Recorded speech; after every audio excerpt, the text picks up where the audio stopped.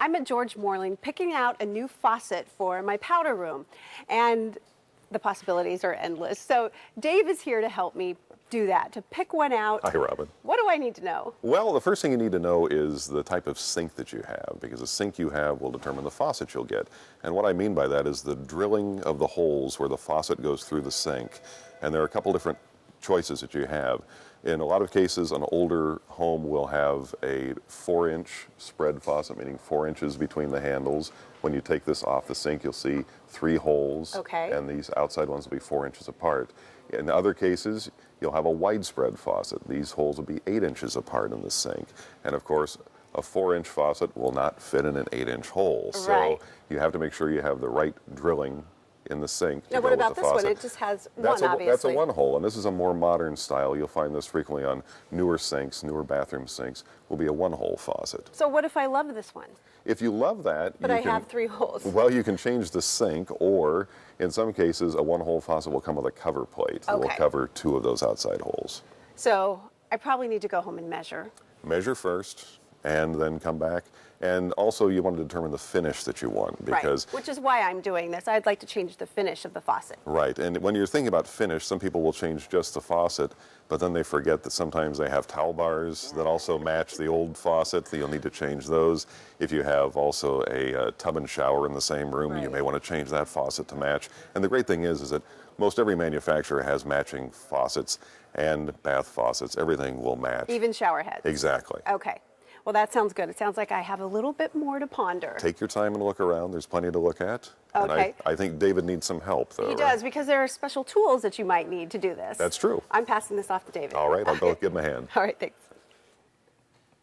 Dave, I know that having the right tools makes any job easier, and I need to know, what are the tools we need for changing that faucet? Well, in plumbing, there are some specific tools that you probably just don't have laying around in your toolbox, and one of them is called a basin wrench. Okay. And it's a great tool because when you go to reach up underneath your sink to try to disconnect that faucet, there's usually a couple little nuts that hold it down to the sink top.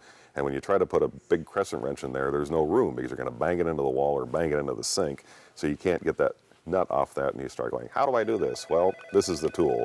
Basin wrench has a little fitting at the end which grabs onto that, and as you turn it, it will loosen that nut for you. So I could have used that 2 months ago. Everyone you should have one in your toolbox. It's a great thing not just for sinks, but for other little tight spaces where you're trying to disconnect something. Now, when it comes to the water as it comes out of the wall, in a lot of cases, if it's an older home, you may want to replace the shutoffs that come out of the wall.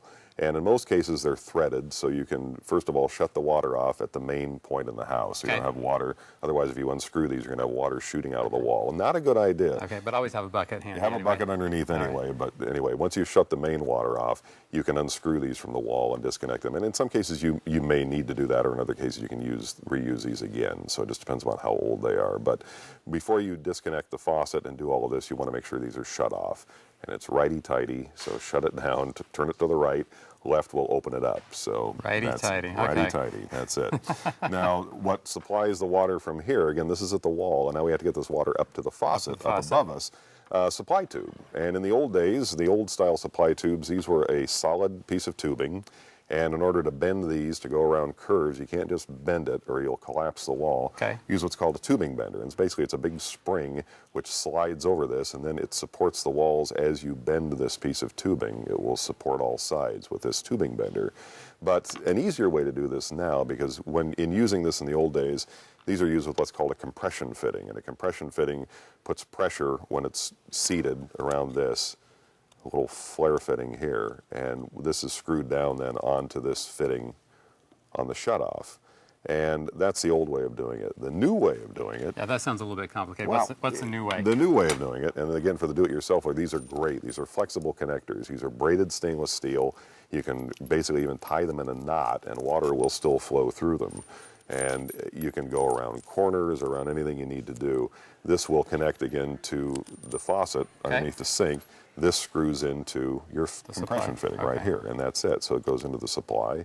And this is really simple. And again, you can tighten it down, use a little pressure with a wrench at the end, and not too much. And that gives you a watertight seal. And these are no burst, high water pressure. They're tested, so really they'll last forever. They'll last for a lifetime. Yep. Right. And in some cases, if you have a pedestal sink, meaning you don't have a cabinet hiding all this, and say you have a brass faucet on top, you can now get brass fittings that would match your brass faucet as well. Okay. So again, things that are exposed to view, you may want to dress them up a little bit with something like this. Okay. Now, the only other real tool things you will need, and besides having some Teflon tape to seal up the threads on everything, would be some silicone seal, which would allow you, if you're resetting that faucet, you may want to put a bead of silicone caulk around that to set it down to keep any water splashing from going back down inside the sink. Also, if you're replacing the pop-up drain in the sink, plumber's putty is a good idea because you can put a little bead of putty around that, smush it down, and that's it. Okay. That will keep the thing from leaking. All right, well, we've got the tools and the supplies necessary to change that faucet out. So we're going to take a quick break, and we're going to show you how to install it with the help of Dave.